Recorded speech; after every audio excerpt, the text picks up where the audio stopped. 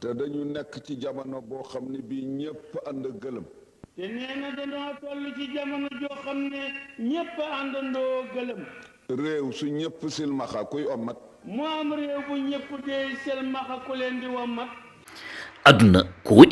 waɗi o addata haali golle ngaɗo haala ka watino haalede kono kala ko jiiɗa welde e yurminade wiyete ko meeɗi yettere ko natti aduna mi haari ala hen wonede ko meeɗi saɗa mettan met ko moƴƴi oɗo waliw allah labɗo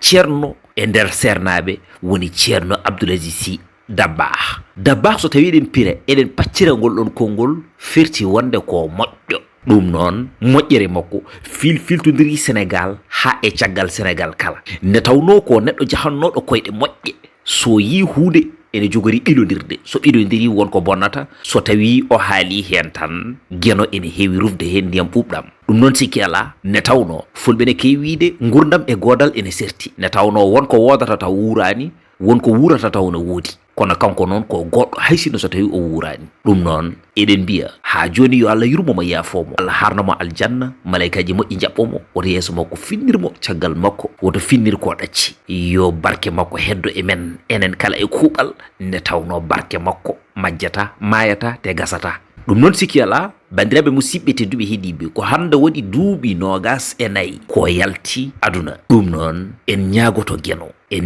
gueno yo Allah rokku en e barke makko Abdul Asiis Dabakh Malik ene wayno Maam Abdou ruttima kono ɗaccani gacce caggal mum ne tawno kala ko umme makko so tawi a daari ɗum ma yi e mum makko